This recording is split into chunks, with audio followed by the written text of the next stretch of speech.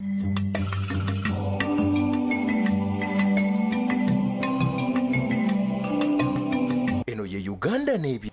you taken a moment to wonder what the animals are up to in a situation like this when no one is allowed to go visit them? Well, the Uganda Wildlife Education Conservation Center has got you covered by giving you a free virtual tour of these animals and what they are up to when you're not there. I'm normally Agnes. Keep following us as we take you through this.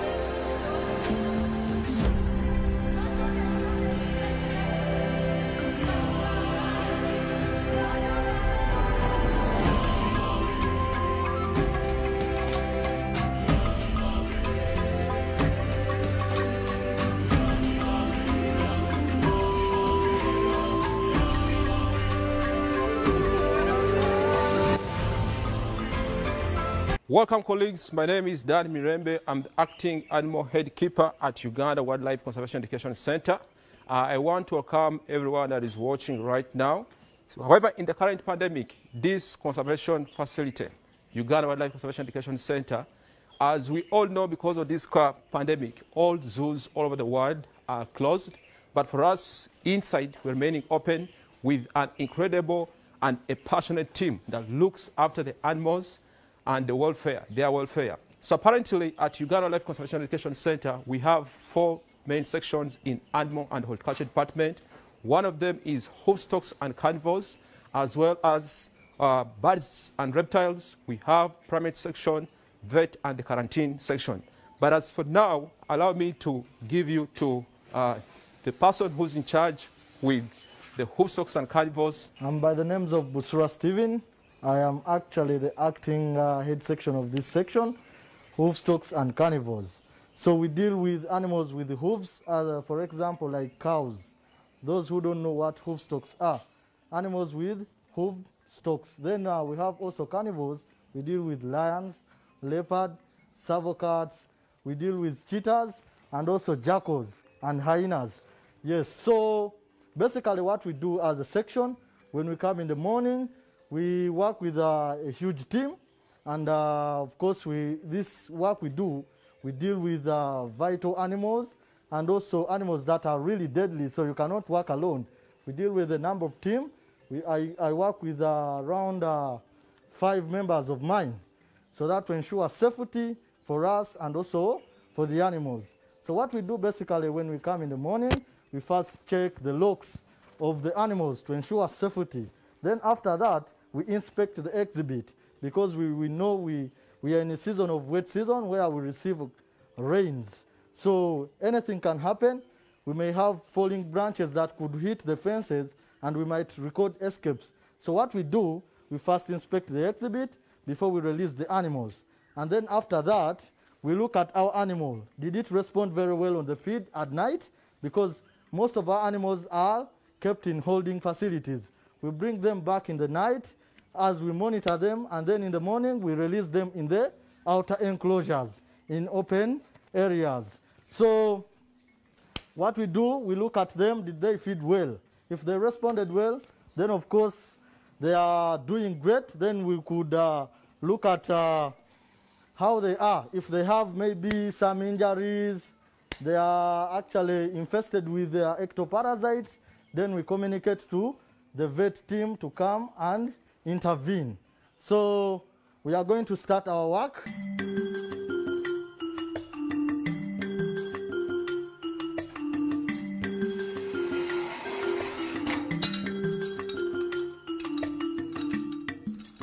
So every rhino, like the male, takes 250 kilograms of grass. These are herbivores. They feed on grass. These rhinos are the first rhinos to be reintroduced in Uganda. They came way back in 2003. And as I told you, one is called Cherino, one is called Kabila.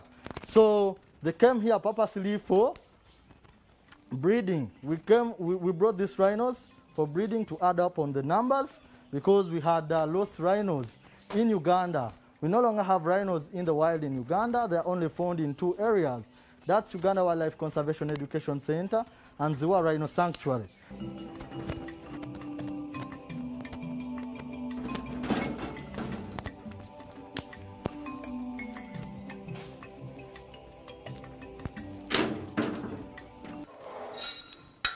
So what we do at first, we have to first sweep onto where we display the food so that we create a free environment from pathogens or from germs that could infect these species. So what we do, we first sweep, and then of course we disinfect where need be, and then we remove off the fecal, and then after that we clean the drinking trough. We have to change this water regularly. We have to change water regularly so that they are not infected with any other pathogen. So we have to clean, and then we observe all the standard operating procedures as we are operating here. So I'll take in the wheelbarrow.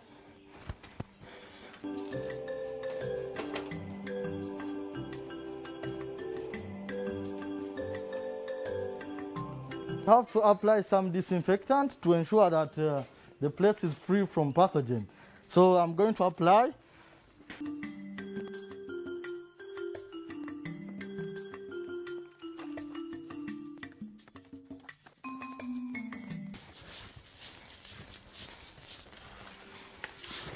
I'm going to sweep on the floor.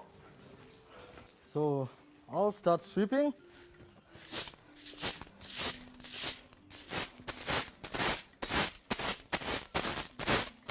We have around 12 species of hoofstalks, and of course our hoofstalks, they are classified into 2. We have the even toed and then the odd number toed of hooves. Yeah, so we have the rhinos, and then we have the we have the zebras and the donkeys. Those are what we call the odd toe numbered hooves. Then we have the ones that are even toed. Those ones we shall see the cows there. We have the buffaloes there. We have the statunga there. We have the waterbuck. We have the cobs. All those are under our section. So we feed them daily, on a daily basis. We give them grass. Every animal, roughly, per exhibit, we give it 10 bags, and each bag weighs 12 kilograms. So we give them good number of grass, and of course they are looking healthy, and they are really responding positively to the feeds we feed them. So we give them grass, fresh grass. We supplement them with carrots, bitter berries, then of course some fruits, so that they attain some nutrients that they couldn't attain with the grass we held here. So we add on such supplements to add on the nutrient values found in the grass we have. So we give them, on addition of the grass, we give them also hay, we give them horse pellets, so that we boost up their nutrient content found in the grass. Yeah, so we'll be serving and you'll be viewing them.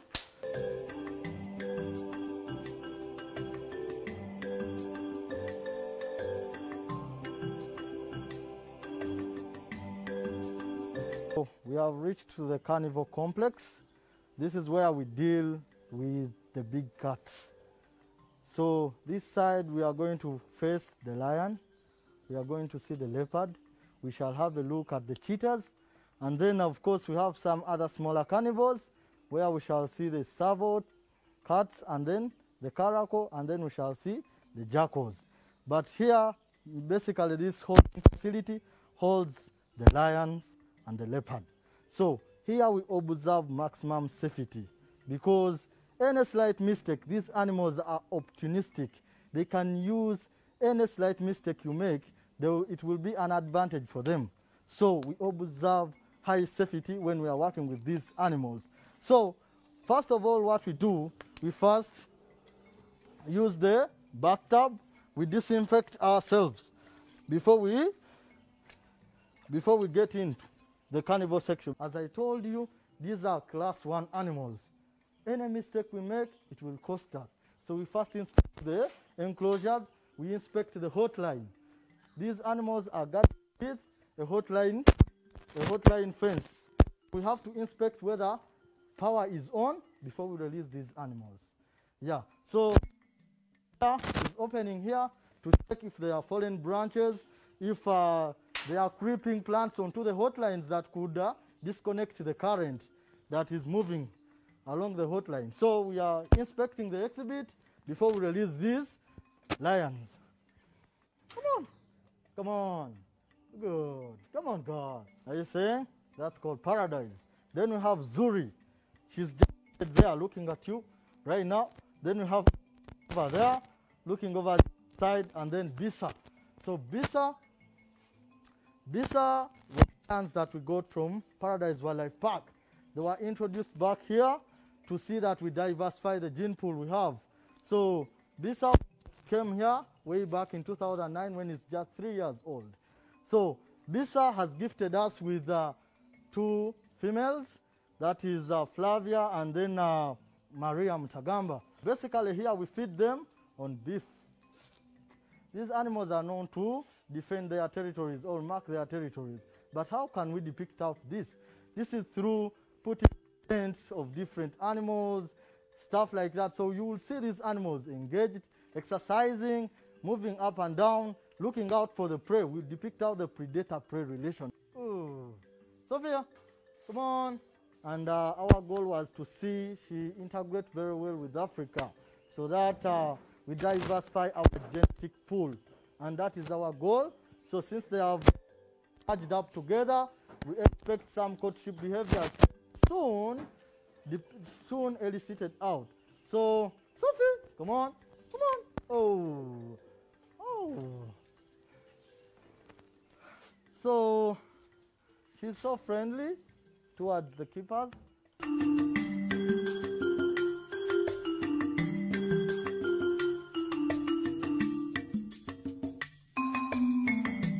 See, we observe the same protocols. You have to be 2 keepers, at least 2 keepers when you're operating in these animals.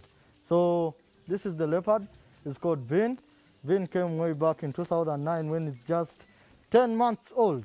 So he has been with us for over 10 years. So we are here with him. He's here. So these are kind of solitary animals. So we have different types of classifying animals depending on their group. So let's, Ignatius, you can open here. So we have social animals and we have solitary animals. Animals that live in groups, or what we can call gregarious species. Then we have the solitary animals. Those animals that want to be alone, they can only come together, that's during mating season. So normally feed him 4 kilos of meat every day. You can see how healthy he is. Vene, come on. Vene, come on. You can see the teeth. You can see how deadly they are. These are killing machines. Look at the teeth. Fin. Are you seeing? The teeth is roughly around 3 inches long. So a bite of it, it is able enough to dislocate your vertebrae.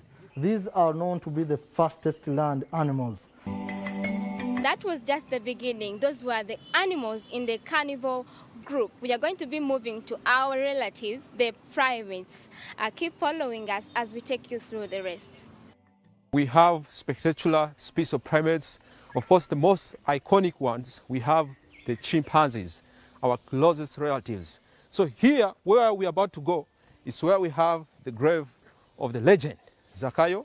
And then also we shall see some of his colleagues that he left behind as we proceed to where the section is, and with other primates. So other primates, we have the baboons, we have the padas monkeys, we also have the dibraza, we also have other free-ranging monkeys like black and white calabash monkeys, as well as the barbet monkeys. So let us move together as I'm going to show you where the grave of Zakayo, where it is.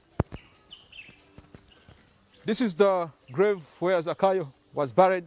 As you look at the engravement and the pictures there, what is put on the signage is Zakayo the Great.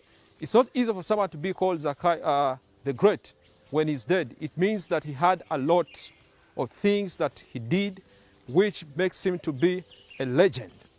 Zakayo died at the age of 53. Of course, as we all know, at that age is a critical age. Chimps live up to the age of 60 years in captivity and then 45 in the wild.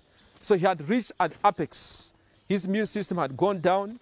But one of the critical roles that he played, we as an institution, we have a lot that we do. One of our principal mandate is rescue and rehabilitation. And the chimps in the wild, where they live as relatives. But here in captivity, what we do, we rescue them from different walks of life. Apparently, we have 23 chimpanzees, and each one of them has been rescued from different walks of life. So one of the things that we do, which is a critical exercise, is integration.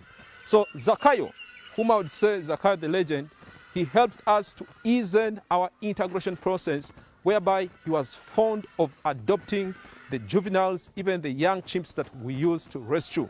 So this is where Zakayo was laid and he's put at rest. So how do we handle the primates? For you, here I have a number of primates which we look after, and some of them we have, just like I told you, we have 5 species of primates, but the most iconic one, they are the chimpanzees, and we go through standard operating procedures. And of course, in this pandemic, in this crisis of the COVID-19, we are very critical and very vigilant, because the chimpanzees, we have a lot that we share with them. So we are going to move at the island where we keep them, most of them. So this is one of the beautiful places that you would provide for animals in captivity. If it wasn't the signages and if it wasn't the introduction that I had made, you would say that the chimps live in the wild. So this place, most of our exhibits, we name them after the national parks that we do have. So this place in particular is called Budongo Island Chimp. It's called Budongo Island Chimp place, where most of the chimps, they spend the rest of the day. They're always here during daytime, and when it comes to evening, we take them to the other place, which I'll be showing you. So before we release the chimps here on the island, we normally first follow the operating procedures. One of the first things that we need first do is to move around to ascertain if the place where they're going to be released, if it is deemed fit for their release. We check out if there are other branches which have fallen, because chimps are very intelligent. If you miss out one procedure, they will take advantage of that situation and they may escape. But I want to thank God that we are very vigilant. Such cases, they don't normally happen here. So this place is very big enough for our chimpanzees. We have over there, we have 18 chimpanzees. And out of other 5, they are in the quarantine, whereby we rescue them when they are still young, so they spend the rest of the day. But before we release them, the first thing that we do to ascertain, move around, check if there any branch that has fallen down. And then also, another thing that we do is to give them breakfast. We give them breakfast from the other side, porridge with fruits. But for the case of fruits, what we normally do is we bring the food, we scatter it all around as a form of an enrichment activity. And then afterwards, we first release the young ones. So when the young ones have come, then we release the adults. So the instance as to why we normally first release the young ones is that we normally give the young ones a chance to first feed before the adult comes. As we've heard from other presenters, from other sections, like the hoofstocks and carnivores, taking care of the animal, especially in this crisis, is something which is a little bit challenging. But through it all, our staff, the animal keepers, who have dedicated their lives to work after the animals, they do their best. Of course, for us to thrive through all this, it means that we have a well-streamlined system. Our management is very supportive, and everyone is working out from all walks of life to see that the animals are kept very well. Of course, as we know, that apparently most of the zoo facilities have been closed, but for us, the work of the animal welfare is paramount. We have to keep on working, and that's the reason as to why we are here. These animals, as for now, you can't just take them back into the wild. You have to think outside the box to see that they are well sustained, their animal welfare is not compromised, food, we don't change. So we want to encourage each one of you. You can give anything. In Africa, there's a proverb that if you want to run very fast, run alone. But if you want to run a long distance, run as a team. Conservation is a collective responsibility. So you want to call upon everyone to give anything towards the sustenance of these animals. We want to sustain them.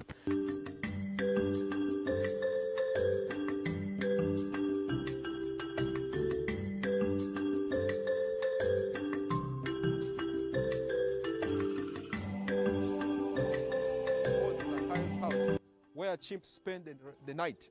So before we release them to the place which we just seen, we now first contain them here at night. This is where they sleep. And with me here, I have Alfozi, who's apparently in charge of the primate section, whom I'm going to hand you to, and he's going to take us through the entire procedures and all the things that entails the chimpanzees and other primates. Thank you very much. My name is Alphonse Kasange. I'm a primates caretaker. I work with the chimps, and you're welcome to the chimp house. Up here, we're basically going to see what we have at our facility. And here we have 18 chimpanzees, and 17 of these are rescue cases. They are rescue cases. They came in because of different reasons: orphaned, abandoned, confiscated, victims of illegal wildlife trafficking. So because at the center we provide a rehabilitation center. So we give them another shot at life. We give them a chance to survive after what they've gone through. So that's what we're basically doing here. And we're going to take a look around what we do and the chimpanzees that we. So dealing with the chimpanzees are 98.7% humans. That's how similar we are. So this means they can give us diseases, we can give them diseases. So that drives us one thing: we have to be careful, we have to take precaution when we're dealing with them. That's why we all have masks, we have gloves, and in going about our daily work, we have standard operating procedures that help us to prevent the transmission of diseases either from them to us or from us to them.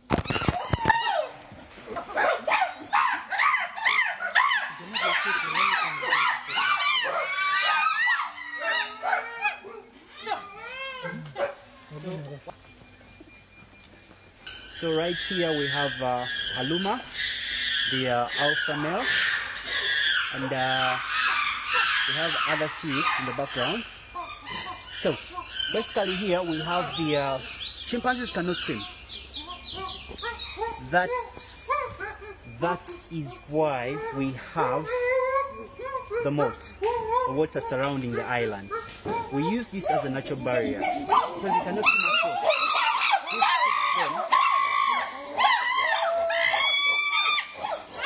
That keeps them on the other side of the island. And then what we're experiencing now, is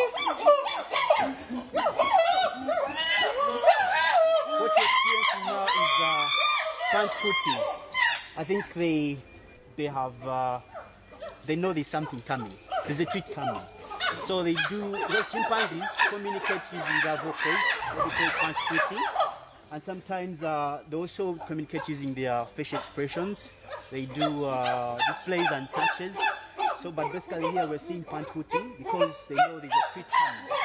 And here at the center, we do feed our chimpanzees 4 times a day. And breakfast is served at 7:30 in the morning, and that is porridge. Each chimpanzee takes at least 3 cups of porridge.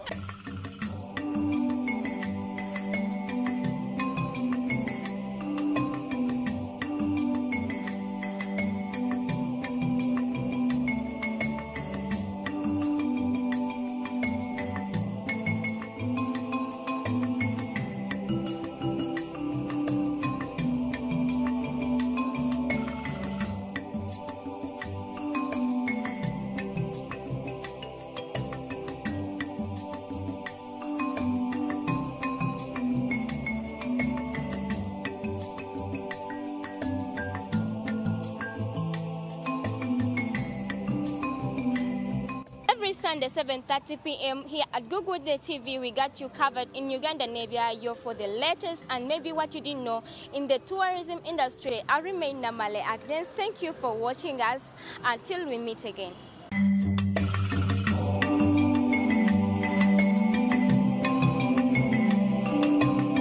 Eno ye Uganda.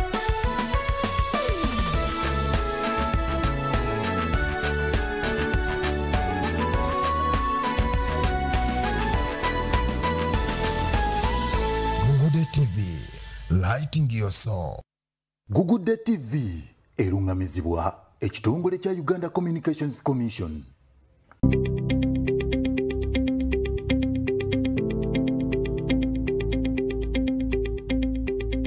Okoze bulungi. Yo, gira. Ha! Ya. Edi. atapesa kina sana wali. Wakati wabi. Sasa kulaba dikisema. Chichina hii. Webale. Uganda wange. Temumanje munkoze. Awaka n'ulire emizimu nga gikunonya esawa ku sawa. Mwebale. Bobo yakolo gende bukoma nsimbi options bili. Nsobola kutwalira mu ambulance nayo kiriza ne kuteka kempi. Awo sina mutawana. Oba nkutwalira mu ya funo. Nayo gendera mu case. Ayi nenda sema. Aliwa sawambwa. Leta butebe. Nsanyusa bala yako. Ila nsanyusa kulaba. Thank you. What is bade nina muchembuza. Abantu nga banje atinga to getting exposed to this. Bagenda kusigugula. Obwachi. Kuluna. Nagana lugezigezi bunange. Thank you. Hey, uncle. Nga bolise mikwano gyo nange give me a day with my girls. We have You want to call the girls? Yes. Feel free. So I am Madam sis. Batai. Oituti abantu akanga tongambye. Aba bantu bafe tubayita bulijjo no basanyukira. Mpozi ngo ganti ogadde bulagazi kulaga mayinja, nkulekodde mu njo yambale empale empanvu, ojoba government gwe nanyini wa. Sintegezeza. Nemwe nembera ya COVID-19 ayo tegeera obulungi. Oituti abantu awaka. Basiba tugamba tetutambula. Teri kukyaza abantu. What is this? Teri kutambula nika tukwaba ni gotamanya, olidi kitata gotamanyi, ogundi tone gotamanyi. Kubonani mulwadde. This one's okay. Watyango akwaba bazze kuliko omulwadde nga talina kabonero wadde. Yesinga ffe tubulina. Ne tumusiga n'abutwala abantu bewa. Otadde muzanyo mungi mu bintu bino. Kati nja kukweda kikesi. Obasi tengena kubira poliisi. Ojigamenti ki? Nti omenya etteka lya lockdown. Ogeza. Abantu muno n'obaleeta wano. Ogeza. COVID yona atamiza waka. Ebyo bya luteekateeka lw'olutandise okuleeta. Kimenya ebinyebwa tebiika musigiri. Amatate gayiga musigiri. Sijja kulinda baana bange kulwala. Basebo. Abasebo madamu abadde ababuuza. Bannayuganda mwewale okumenya ebiragiro bya minisitule y'ebyobulamu mu kaweefube gwe tulimu okulwanyisa ekirwadde kya COVID-19. Obubaka buno bukutuusibwako minisitule y'ebyobulamu World Vision